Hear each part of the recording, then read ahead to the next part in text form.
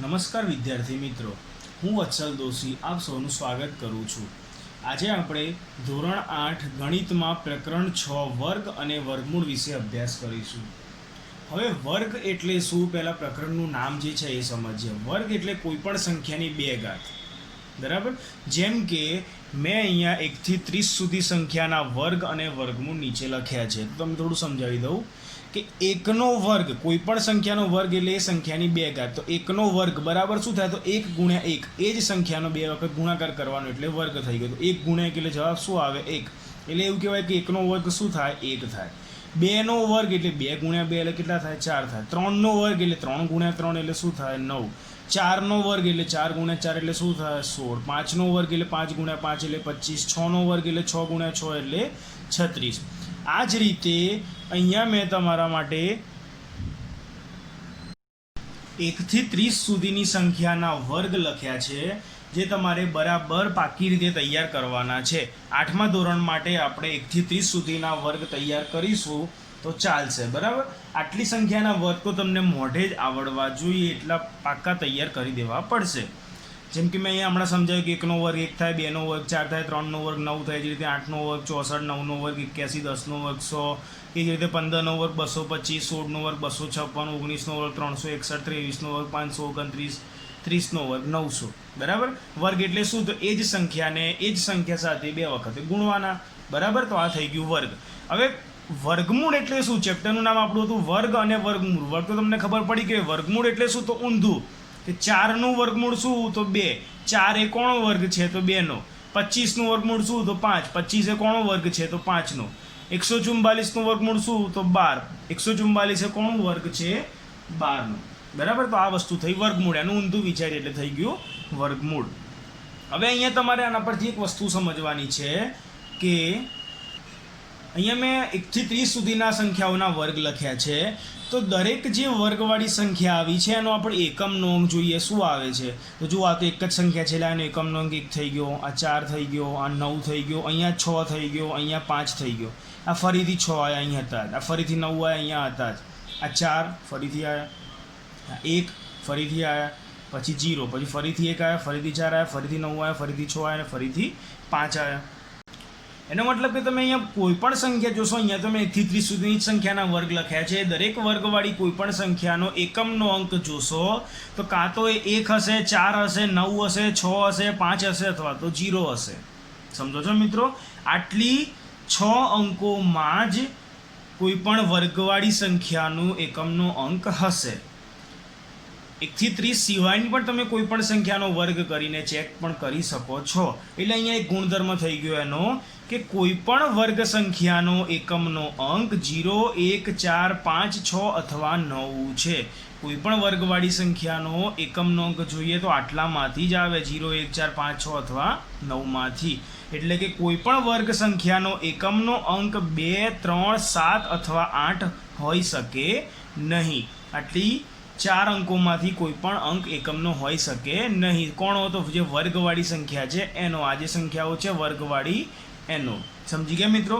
તો બહુ જ ઇમ્પોર્ટન્ટ ગુણધર્મ છે, આના વિશે આપણે સ્વાધ્યાયમાં પણ ભણીશું। ઓકે, હમણાં આપણે જે ગુણધર્મ ભણ્યા એના પછી છે નીચે આપેલી સંખ્યાઓનો એકમનો અંક શું હોઈ શકે। અહીંયા છે 19નો વર્ગ, આનો વર્ગનો જવાબ શું આવે છે, ચલો એ આપણને ખબર નથી, આપણે એની ગણતરી પણ નથી કરવી, પણ ગણતરી કર્યા વગર આનો જે વર્ગ આવે છે એના વર્ગનો એકમનો અંક શું હોય એ આપણે અહીંયા સીધા જવાબ લખવાના છે। તેના માટે શું કરવાનું મિત્રો, તો 19માં એકમનો અંક શું છે, 9। 9નો વર્ગ શું થાય, 81। 81માં એકમનો અંક શું આવે, 1। તો 19ના વર્ગમાં પણ એકમનો અંક શું આવે, 1 જ આવે। જેમ કે આપણને ખબર છે કે 19નો વર્ગ શું થાય, 361 થાય। 361માં એકમનો અંક શું થઈ ગયો, 1 થઈ ગયો, તો આ જવાબ આવી ગયો 1। 24નો વર્ગ ચલો આપણને નથી આવડતો, પણ 24ના વર્ગમાં એકમનો અંક શું છે, 4। 4નો વર્ગ શું થાય, 16। 16માં એકમનો અંક શું છે, 6। એટલે 24ના વર્ગમાં પણ એકમનો અંક શું આવે, 6। 26નો વર્ગ, 26ના વર્ગમાં એકમ શું છે, 6। 6નો વર્ગ 36। 36માં એકમનો અંક 6, તો અહીંયા પણ 6 આવશે। 29નો વર્ગ, 29માં 9। 9નો વર્ગ 81। 81નો એકમનો અંક 1, એટલે 29ના વર્ગમાં પણ એકમનો અંક શું આવે, 1। 21નો વર્ગ, 21નો એકમ 1। 1નો વર્ગ 1। તો 21ના વર્ગમાં પણ એકમનો અંક શું આવે? 1. 25નો વર્ગ એટલે કે 5નો વર્ગ 25, 25માં એકમનો અંક 5. 22નો વર્ગ 2નો વર્ગ 4 એટલે 22ના વર્ગમાં એકમનો અંક 4. 100નો વર્ગ 0નો વર્ગ શું થાય? તો 0 થાય, કેમ કે 0 ગુણ્યા 0 કરીએ એટલે 0, તો 100ના વર્ગમાં પણ એકમનો અંક શું આવે? 0. 43નો વર્ગ 3નો વર્ગ 9, તો એકમનો અંક શું આવશે? 9. સમજણ પડી ગઈ મિત્રો? આ વસ્તુ તમને 100% ક્યાંક ખાલી જગ્યા કે MCQમાં પૂછાઈ શકે એવી જ છે.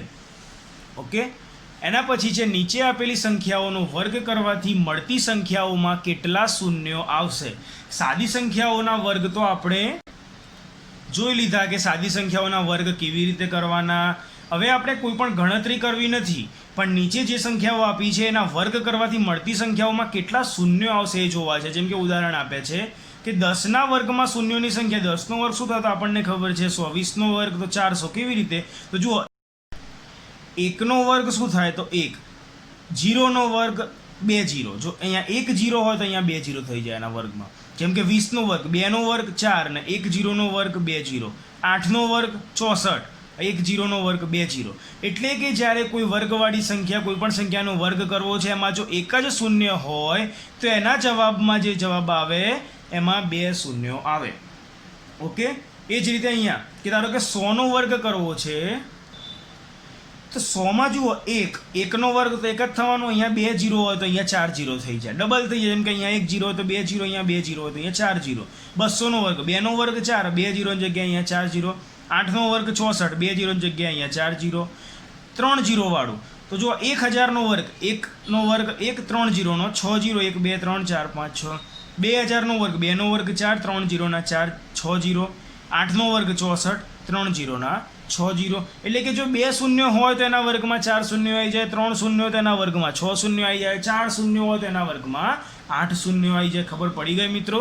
તો વર્ગ કર્યા વગર કોઈ પણ આવી મોટી સંખ્યામાં કેટલા શૂન્યો આવશે તરત ખ્યાલ આવી જાય. 1 0 હોય તો 2 આવે, 2 હોય તો 4 આવે, 3 હોય તો 6 આવે. પરંતુ મિત્રો ક્યારે આ જે વર્ગવાળી સંખ્યામાં એવું બને કે 3 શૂન્યો આવે કે 5 શૂન્યો આવે કે 7 શૂન્યો આવે, એટલે કે એકી સંખ્યામાં શૂન્યોની સંખ્યા આવે મિત્રો? તો જુઓ, અહીંયા 2 0, અહીંયા 4 0, અહીંયા 6 0, એટલે બધા 2 4 6 8 10 બધી બેકી સંખ્યામાં જ આવે છે. એટલે શૂન્યોની સંખ્યા હંમેશા વર્ગવાળી સંખ્યામાં શું આવશે? બેકી સંખ્યામાં જ આવશે. ક્યારેય પણ 3 શૂન્યો ના હોય, 5 શૂન્ય ના હોય, 7 શૂન્ય ના હોય, એકી સંખ્યામાં શૂન્ય હોઈ શકે નહીં. ક્લિયર? તો આ હતું કે કોઈ પણ સંખ્યાનો વર્ગ કરવાથી મળતી સંખ્યામાં કેટલા શૂન્યો હશે.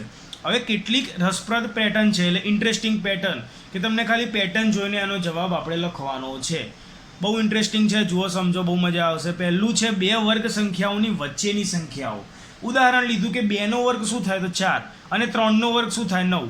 આ 2 ક્રમિક સંખ્યાઓનો વર્ગ કર્યો. કેમ કે જુઓ 2 અને 3 કેવી કહેવાય? ક્રમિક. ક્રમિક એટલે એક પછી એક આવતી હોય અને ક્રમિક કહેવાય.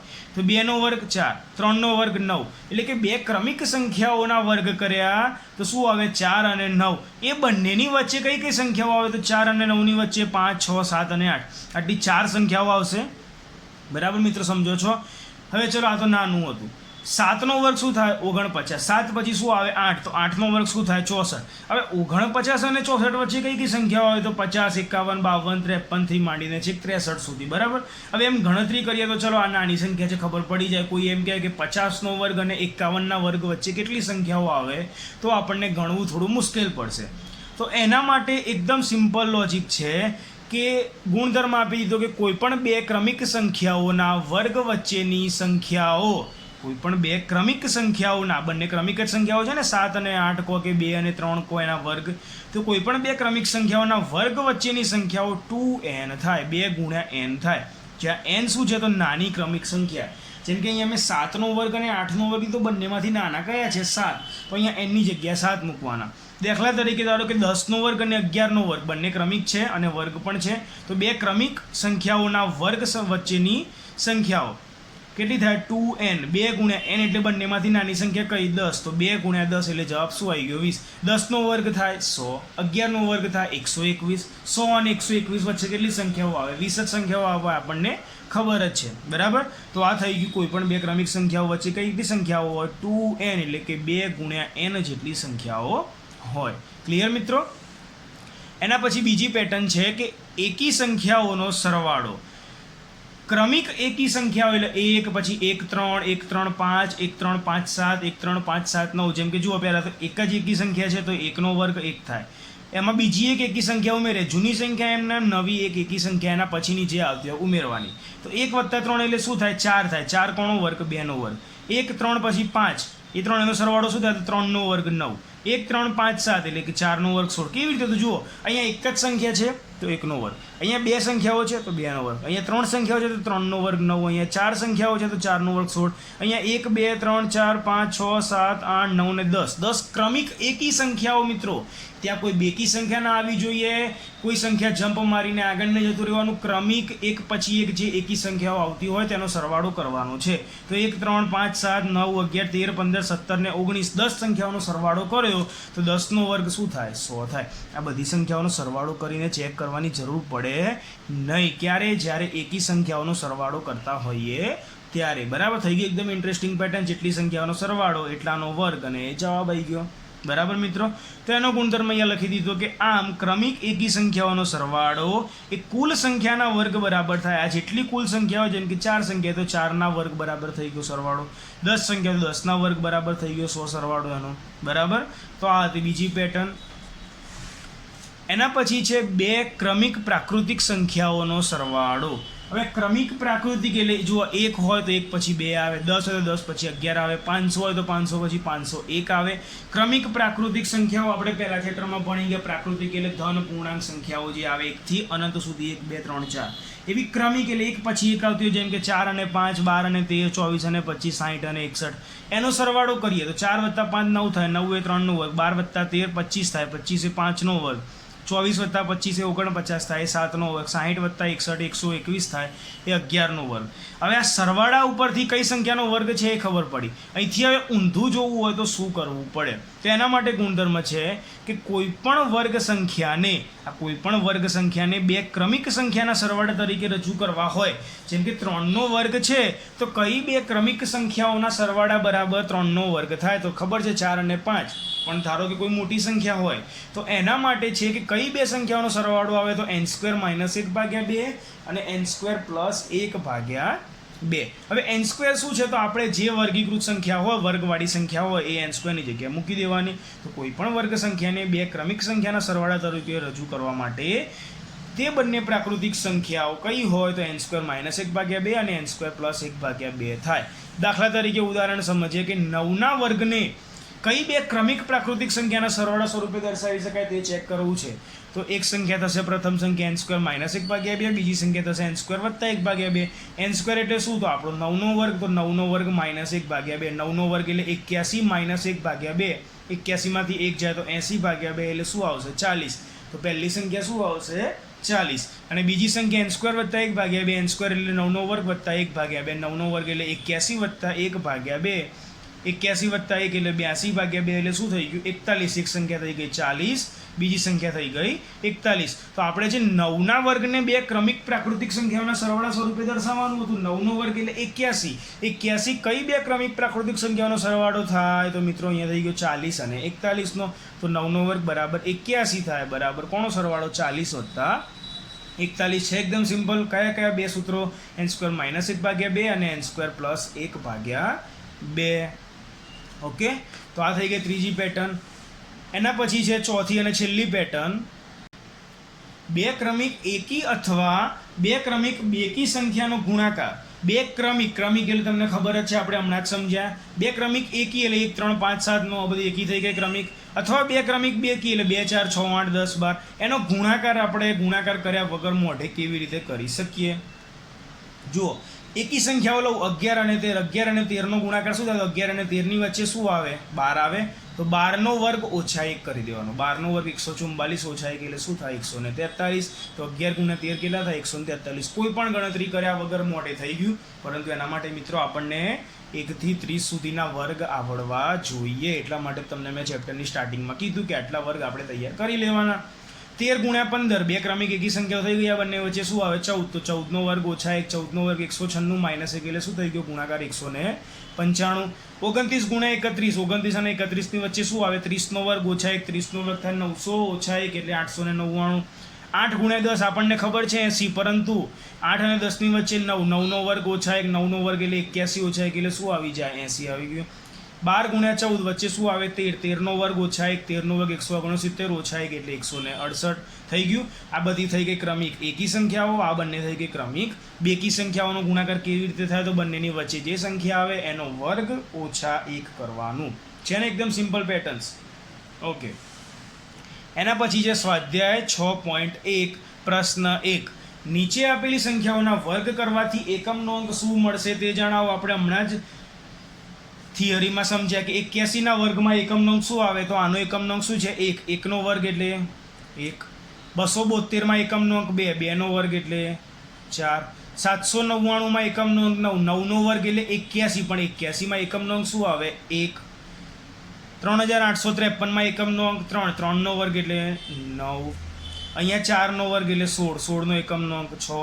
7નો વર્ગ 49. 49માં એકમનો અંક 9. 8નો વર્ગ એટલે 64. આખી સંખ્યાનો વર્ગ છે, પણ આપણે ખાલી એનો એકમનો અંક જ લખવાનું છે મિત્રો, બરાબર? કન્ફ્યુઝ ના થતા. અહીંયા 8નો વર્ગ 64. 64નો એકમનો અંક 4. 0નો વર્ગ તો 0 જ રહેશે. 6નો વર્ગ 36. 36માં એકમનો અંક 6. 5નો વર્ગ 25. 25માં એકમનો અંક 5 છે. એકદમ સિમ્પલ, કેમ કે આપણે હમણાં જ આ વસ્તુ ભણી ગયા છીએ. ઓકે, એના પછી છે પ્રશ્ન 2. નીચેની સંખ્યાઓ કેમ પૂર્ણ વર્ગ સંખ્યાઓ નથી તે જણાવો. અહીંયા અમુક સંખ્યાઓ આપી છે, એ સંખ્યાઓ પૂર્ણ વર્ગ સંખ્યાઓ નથી. હવે પૂર્ણ વર્ગ એટલે શું? તો પૂર્ણ વર્ગ સંખ્યા એટલે એવી સંખ્યા કે જે કોઈક સંખ્યાનો વર્ગ હોય. જેમ કે 100 એ પૂર્ણ વર્ગ સંખ્યા છે? તો હા છે. કેમ? કેમ કે 100 એ 10નો વર્ગ છે. 144 એ પૂર્ણ વર્ગ સંખ્યા છે? તો છે. કેમ? કેમ કે 144 એ 12નો વર્ગ છે. પૂર્ણ વર્ગ સંખ્યા એટલે શું મિત્રો? કે જે સંખ્યા કોઈક સંખ્યાનો વર્ગ હોય એને પૂર્ણ વર્ગ સંખ્યા કહેવાય. તો અહીંયા અમુક સંખ્યાઓ આપી છે કે એ બધી સંખ્યાઓ કેમ પૂર્ણ વર્ગ નથી તે જણાવો. અહીંયા મેં પ્રશ્ન છે પહેલો 1057. આ 1057 એ પૂર્ણ વર્ગ સંખ્યા કેમ નથી? એનું કારણ શું આવે? તો તમને યાદ હોવું જોઈએ કે મેં તમને હમણાં જ કીધું કે જે સંખ્યાઓના એકમનો અંક 0, 1, 4, 5, 6 અથવા 9 આવતો હોય એ જ સંખ્યાઓ કોઈકની વર્ગ છે એવું કહેવાય. અહીંયા એકમનો અંક છે 7, એટલા માટે એકમનો અંક 7 હોવાથી 1057 એ પૂર્ણ વર્ગ સંખ્યા નથી. એકદમ સિમ્પલ, આટલું ઇઝી લખી દેવાનું. કેમ? કેમ કે એકમનો અંક 0, 1, 4, 5, 6 અથવા 9માંથી નથી, એટલા માટે આ સંખ્યા પૂર્ણ વર્ગ નથી. અહીંયા એકમનો અંક 3 છે, એટલા માટે આ પણ પૂર્ણ વર્ગ નથી. થાય એકદમ સિમ્પલ, બરાબર? પછી 7928 એમાં એકમનો અંક છે 8, એટલા માટે ફરીથી પૂર્ણ વર્ગ નથી. અહીંયા એકમનો અંક છે 2 એટલે એ પણ પૂર્ણ વર્ગ નથી. અહીંયા એકમનો અંક 0 છે, પણ એ પૂર્ણ વર્ગ કેમ નથી? કેમ કે જુઓ અહીંયા કેટલા 0 છે? 3 0 છે. આપણે હમણાં જ શીખી ગયા કે વર્ગવાળી સંખ્યામાં 0ની સંખ્યા કેવી હોય? બેકી સંખ્યામાં હોય. 2 0 હોય કે 4 0 હોય કે 6 0 હોય કે 8 0 હોય, એ રીતે બેકી સંખ્યામાં 0 હોય. હવે 3 0 શક્ય નથી, એટલા માટે અહીંયા શું લખ્યું મેં? શૂન્યની સંખ્યા 3 છે, આથી 64000 પૂર્ણ વર્ગ સંખ્યા નથી. અહીંયા 2 આવી ગયો ફરીથી એટલે પૂર્ણ વર્ગ નથી. અહીંયા ફરીથી 3 0 આવી ગયા, એટલા માટે પૂર્ણ વર્ગ નથી. એના પછી જુઓ 50 50 50 એમાં શું છે? એક જ 0 છે. 1 0 હોય એટલે એકી સંખ્યા થઈ ગઈ. તો એકી સંખ્યાવાળા 0ની સંખ્યા હોય તો એ પણ પૂર્ણ વર્ગ નથી. બરાબર મિત્રો? ઓકે, એના પછી પ્રશ્ન 3. નીચે આપેલી સંખ્યાઓમાંથી કઈ સંખ્યાઓનો વર્ગ કરતાં મળતી સંખ્યા એકી સંખ્યા હશે? હવે આટલી મોટી સંખ્યાઓનો વર્ગ કરવાનો છે ને એ વર્ગ કરીને જે જવાબ આવે છે એ એકી સંખ્યા હશે એ લખવાનું છે. તો જો 431, ખાલી આપણે એકમનો અંક જોવાનો. એકમનો અંક 1, 1નો વર્ગ શું થાય? 1 થાય. 1 1 એવી સંખ્યા, એકી સંખ્યા થઈ ગયું એકી સંખ્યા જવાબ. બરાબર? આટલું જ ખાલી ચેક કરવાનું. આનો એકમનો અંક 6, 6નો વર્ગ 36. 36 કેવી સંખ્યા? બેકી સંખ્યા, તો થઈ ગયું બેકી સંખ્યા. 9નો વર્ગ 81. 81નો એકમનો અંક શું આવશે? 1, એટલે માટે થઈ ગયું એકી સંખ્યા. 4નો વર્ગ 64. 64નો એકમનો અંક 4, એટલે કેવી થઈ ગઈ? બેકી સંખ્યા. બરાબર? ખાલી આપણે એનો એકમનો અંકનો વર્ગ કરીને જ ચેક કરવાનું છે, ના કે આવડી મોટી સંખ્યાઓનો વર્ગ કરીને ટાઈમ બગાડવાનો નથી. એકદમ લોજિકલી આના બધા આન્સર લખવાના છે આ ચેપ્ટરમાં. ઓકે મિત્રો? એના પછી છે પ્રશ્ન 4. નીચેની પેટર્નમાંથી ખૂટતી સંખ્યાઓ જણાવો. જુઓ 11નો વર્ગ લખ્યો 121, 101નો વર્ગ લખ્યો 10201, 1001નો વર્ગ લખ્યો 100201, એમ 100001નો વર્ગ શું થાય? 1 પછી ખાલી જગ્યા, પછી 2 પછી ખાલી જગ્યા, પછી 1 કર્યું છે. તો કંઈક પેટર્ન છે, પેટર્ન આપણે પહેલાં સમજવી પડશે. અહીંયા તો આ મેં 2-3 પેટર્ન છે ચોપડીમાં. બની શકે કે પરીક્ષામાં કોઈક અલગ પેટર્ન પૂછે, આપણે પેટર્ન ઓળખતા શીખવી પડશે. તો જુઓ, અહીંયા 11નો વર્ગ એટલે 121. અહીંયા 101 એટલે આ બંનેની વચ્ચે એક 0 આવી ગયો. તો શું થાય છે, 1 અને 2ની વચ્ચે એક 0 આવી ગયો અને 2 અને 1ની વચ્ચે બીજો એક 0 આવી ગયો. જો 11ની વચ્ચે એક 0 આવે તો દરેક સંખ્યાની વચ્ચે એક 0 આવી ગયો. જો 11ની વચ્ચે 2 0 આવે ને એનો વર્ગ હોય તો દરેક સંખ્યાઓની વચ્ચે કેટલા 0 આવી ગયા? 2 0 આવી ગયા. તો 1 અને 2ની વચ્ચે 2 0, 2 અને 1ની વચ્ચે 2 0. એમ જો 11ની વચ્ચે 4 0 હોય તો 1 અને 2ની વચ્ચે કેટલા 0 આવે? 4 0 આવી જાય. અને આ 2 અને 1ની વચ્ચે પણ કેટલા 0 આવી જાય? ફરીથી 4 0 આવી જાય મિત્રો. હવે અહીંયા જુઓ, 11ની વચ્ચે 1 2 3 4 5 ને 6 0 હોય તો 1 અને 2ની વચ્ચે પણ કેટલા 0 આવી જશે? 6 0 આવી જશે. એ જ રીતે 2 અને 1ની વચ્ચે પણ કેટલા 0 આવી જશે? 6 0 આવી જશે. બરાબર છે, એકદમ સિમ્પલ પેટર્ન. તો બસ આ જ વસ્તુ થોડું ધ્યાન આપવાનું છે. ક્લિયર? એના પછી 5મો પ્રશ્ન પણ એ જ રીતે કંઈક પેટર્ન આપી છે કે 11નો વર્ગ 121, 101નો વર્ગ 10201. હવે જુઓ, પેલામાં વચ્ચે ખાલી 0 હતા બધા. અહીંયા શું છે? 10101નો વર્ગ છે. એટલે 101ની વચ્ચે 0 નથી આવતા, 101ની વચ્ચે કંઈક 1 આવી જાય છે. જુઓ પેટર્ન સમજો કે 101નો વર્ગ 10201, 10101નો વર્ગ શું થાય? 102030201. બરાબર. એ જ રીતે 1010101નો વર્ગ શું થાય? દરેકમાં શું વધે છે એ સમજવાનું. તો દરેકમાં 10 વધે છે. જેમ કે અહીંયા ખાલી 0 વધ્યો. અહીંયા જુઓ 1 0 ને 1 તો હતા, વચ્ચે 10 વધ્યા. અહીંયા ફરીથી જો 1 0 101 હતા, આ 1 0 વધ્યા. બરાબર. તો અહીંયા પણ જુઓ, અહીંયા 10201 હતા, અહીંયા 102030201 આવ્યા. તો અહીંયા શું થશે? જુઓ 10203040302001. સમજો છો મિત્રો? એક એક સ્ટેપ વધતું જાય છે. એ જ રીતે આનાથી અહીંયા એક વધ્યું કે 102030405040300201. તો અહીંયાથી એક સ્ટેપ અહીંયા વધશે. તો જુઓ 101010 આટલે સુધી થઈ ગયું. હજી એક 101નો વર્ગ. બરાબર. આટલું કર્યું 101010 એટલે 101010 અને એક 10 વધે કેમ કે અહીંયા 5 0 વધ્યા છે અને 1નો વર્ગ. સમજી ગયા મિત્રો? ખાલી પેટર્ન બધી કમ્પેર કરીને સમજવાનો પ્રયત્ન કરવાનો છે. ઓકે. એના પછી બીજી એક પેટર્ન છે કે નીચેની રીત મુજબ ખૂટતી સંખ્યાઓ શોધો. કે 1નો વર્ગ વત્તા 2નો વર્ગ વત્તા 2નો વર્ગ બરાબર 3નો વર્ગ. 2નો વર્ગ વત્તા 3નો વર્ગ વત્તા 6નો વર્ગ બરાબર 7નો વર્ગ. એટલે જુઓ, 2ના વર્ગ પછી શું આવે? 3નો વર્ગ. 6ના વર્ગ પછી શું આવે? 7નો વર્ગ. 12ના વર્ગ પછી શું આવે? 13નો વર્ગ. અહીંયા 21નો વર્ગ હોય તો અહીંયા શું આવે? 20નો વર્ગ આવે. 30ના વર્ગ પછી 31નો વર્ગ. પણ આપણે આના પહેલાં શું આવે એ લખવાનું છે. તો સમજીએ. 1 2 2 આ વર્ગ ભૂલી જાઓ તો 1 ગુણ્યા 2 એટલે 2, 2 ગુણ્યા 3 એટલે 6, 3 ગુણ્યા 4 એટલે 12, 4 ગુણ્યા 5 એટલે 20, 5 ગુણ્યા કેટલા કરીએ તો 30 આવે. તો 5 ગુણ્યા 6 કરીએ તો 30 આવી જાય. 6 ગુણ્યા 7 કરીએ તો શું આવે? 42. અહીંયા 42 હોય તો અહીંયા શું આવે? એનાથી એક વધારે એટલે કે 43નો વર્ગ છે. એકદમ સિમ્પલ પેટર્ન.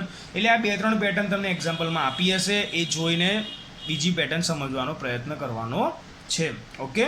એના પછી પ્રશ્ન 7 કે સરવાળાની ક્રિયા વિના સરવાળો મેળવો. સરવાળો કર્યા વગર એટલે શું થઈ ગયું? એકી સંખ્યાઓનો સરવાળો આપણે હમણાં જ એક પેટર્નમાં સમજી ગયા. કેટલી સંખ્યાઓ છે? 1 2 3 4 અને 5 એટલે શું થઈ ગયું? 5નો વર્ગ એટલે શું થાય? 25. આ કેટલી છે? 1 2 3 4 5 6 7 8 9 ને 10 એટલે કે શું થાય? 10નો વર્ગ બરાબર શું થશે? 100 થઈ જશે. અહીંયા કેટલી સંખ્યાઓ છે? 1 2 3 4 5 6 7 8 9 10 11 ને 12. એટલા માટે 12નો વર્ગ કેટલો થશે મિત્રો? 144 છે. એકદમ સિમ્પલ. કોઈ પણ પ્રકારની ગણતરી કરી મેં નથી કરી. કેટલી સંખ્યાઓ છે એ સંખ્યાઓ લખી દીધી અને એનો વર્ગ કરીને જવાબ લખી દીધો. બરાબર છે ને? એકદમ સિમ્પલ. ઓકે. એના પછી છે પ્રશ્ન 8 કે 49ને 7 એકી સંખ્યાઓના સરવાળા સ્વરૂપે દર્શાવો. 7 સંખ્યાઓનો સરવાળો એટલે 1 + 3 + 5 + 7 + 9 + 11 + 13. પ્રથમ 7 ક્રમિક એકી સંખ્યાઓનો સરવાળો. થઈ ગયો જવાબ. આનો સરવાળો કરીને તમે ચેક કરશો તો પણ એનો જવાબ 49 જ આવશે. 121ને 11 એકી સંખ્યાઓના સરવાળા સ્વરૂપે દર્શાવો. તો પ્રથમ 11 ક્રમિક એકી સંખ્યાઓનો સરવાળો કરવાનો. 1 + 3 + 5 + 7 + 9 + 11 + 13 + 15 + 17 + 19 + 21. આ બધાનો સરવાળો કરશો તો આવી જશે 121. ઓકે મિત્રો? સરસ. એના પછી છે પ્રશ્ન 9 અને સ્વાધ્યાય 6.1નો છેલ્લો પ્રશ્ન કે નીચે આપેલી સંખ્યાઓના વર્ગો વચ્ચે કેટલી સંખ્યાઓ આવશે તે જણાવો. અહીંયા 12 અને 13 એટલે કે 12ના વર્ગ અને 13ના વર્ગ વચ્ચે કેટલી સંખ્યાઓ આવશે? તો 2 ગુણ્યા n જેટલી. n એટલે શું? તો બંનેમાંથી નાની સંખ્યા કેટલી? 12. તો 2 ગુણ્યા 12 એટલે 24. 12નો વર્ગ થશે 144, 13નો વર્ગ થશે 169. 144 અને 169 વચ્ચે કેટલી સંખ્યાઓ આવે એવો પ્રશ્ન થયો. તો કેટલી હોય? 24. 25 અને 26 એટલે કે 25ના વર્ગ અને 26ના વર્ગ વચ્ચે કેટલી સંખ્યાઓ હોય? તો 2n જેટલી. તો 2 ગુણ્યા n એટલે n ની જગ્યાએ 25. તો કેટલા થઈ જશે? 50. 99 અને 100 એટલે કે 99નો વર્ગ અને 100ના વર્ગ વચ્ચેની સંખ્યાઓ કેટલી હોય? 2n. એટલે 2 ગુણ્યા 99 એટલે કેટલા થઈ જશે? 198. નાની સંખ્યા જે હોય એ n ની જગ્યાએ મૂકવાનું. ક્લિયર મિત્રો? એકદમ સિમ્પલ ચેપ્ટર છે અને એકદમ ઇન્ટરેસ્ટિંગ ચેપ્ટર છે. હું આશા રાખું છું કે તમને સ્વાધ્યાય 6.1 સુધી કમ્પ્લીટ ખ્યાલ આવી ગયો હશે. બાકીના ટોપિક આપણે નેક્સ્ટ વિડીયો લેક્ચરમાં અભ્યાસ કરીશું. Okay, thank you.